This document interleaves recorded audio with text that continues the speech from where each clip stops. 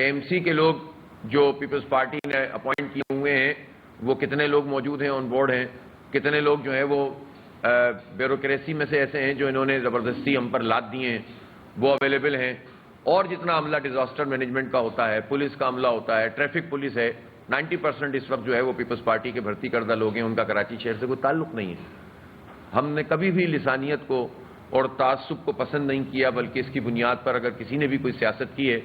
تو اول تو اس نے نقصان پہنچایا ہے، اس سے کوئی تعلق نہیں ہے۔ ہم نے کبھی بھی لسانیت کو اور تعصب کو پسند نہیں کیا، بلکہ اس کی بنیاد پر اگر کسی نے بھی کوئی سیاست کی ہے تو اول تو اس نے نقصان پہنچایا ہے اپنی ہی کمیونٹی کو، اور دوسرا اس پوری لسانی سیاست اور نفرت کی سیاست نے اس سندھ کے عوام کو کہیں کا نہیں چھوڑا۔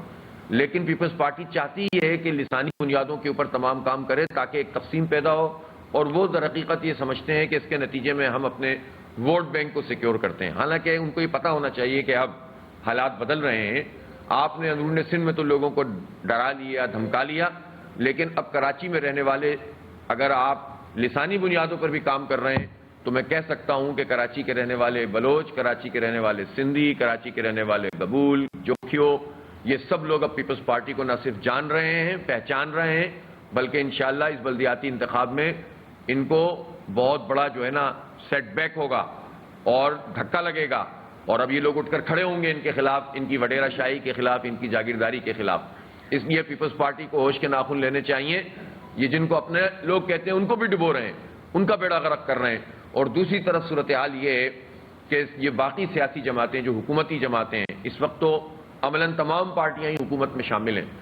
اور وہ سب بھی سیاسی پوائنٹ اسکورنگ کے علاوہ کچھ نہیں کر رہی۔ ایم کیو ایم اس وقت پیپلز پارٹی اور نون لیگ کی اتحادی ہے، اور ایم کیو ایم کے پیش نظر نہ یہ شہر ہے، نہ اس کے حالات ہیں، نہ بارش اور آفت زدہ لوگ ہیں، بلکہ اس پچھلے عرصے میں جب سے بارشیں شروع ہوئیں اور لوگ پریشانی میں ہیں، اس پریشانی کا بھی فائدہ اٹھاتے ہوئے انہوں نے اپنے ایک مشیر میں اضافہ کر لیا، اور اس وقت ایم کیو ایم کا پورا پوائنٹ ہو جائے، ان کی وزارتوں، ان کی گورنرشپ اور ان کے تللو اور ان کی کرپشن کی جو قیمت ہے وہ شہر کراچی کے لوگ 35 سال سے بھگت رہے ہیں، اور اب شہر کے لوگوں کو ظاہر سمجھ میں آ گیا ہے کہ کن لوگوں نے ہمارا یہ حال کر دیا ہے۔ آپ دیکھیں تو صحیح کہ یہ شہر اپنی بنیادی حقوق سے محروم شہر ہے۔ یہ بتائیں کہ وہ آبادیاں جن کا ہم ذکر کر رہے ہیں، یا وہ آبادیاں جو اس وقت پانی جہاں پر جمع ہو جاتا ہے، یہ کوئی اننون آبادیاں نہیں ہیں۔ یہ پی ڈی ایم اے کیا بلا ہے جس کا پچھلے سال کا سندھ کا بجٹ ہی تقریباً 1.5 ارب روپے تھا، 1.5 ارب روپے تھا، وہ کہاں خرچ ہوا؟ 1.2 ارب روپے علیحدہ سے تھے کہ جو نالوں کی صفائی اور مینٹیننس وغیرہ کے لیے جو ہے رکھے گئے تھے وہ کہاں ہیں، اور اس میں سے 66 کروڑ روپے ابھی مونسون کی ان بارشوں کے لیے اس کے ٹینڈر کیے گئے ہیں۔ مرتضی وہاب صاحب، آپ جو گلیوں میں جا کر، سڑکوں پہ جا کر جہاں پر پانی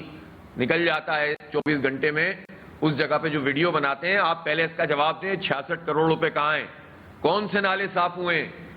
کون سی جگہوں پر جا کر دیکھیں گندگی کے ڈھیر بنے ہوئے ہیں یہ نالے، چھوٹے نالے ہوں یا بڑے نالے ہوں، اور آپ یہ کہتے ہیں کہ ہم جو ہے وہ شہر میں بہت زبردست طریقے سے اپنے آپریشنز کر رہے ہیں۔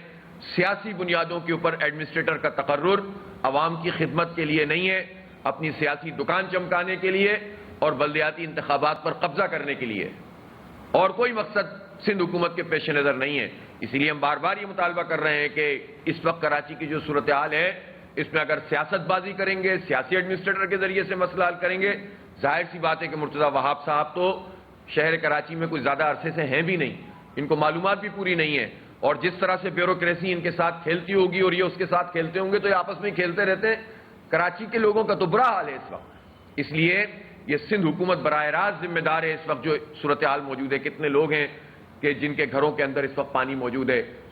ابھی کل سی ایم صاحب نے یہ فرمایا کہ جب بارش ہو رہی ہوتی ہے تو ہم ریلیف کا کام نہیں کر سکتے۔ سی ایم صاحب ایک سینیریو میں آپ کو بتاؤں، اللہ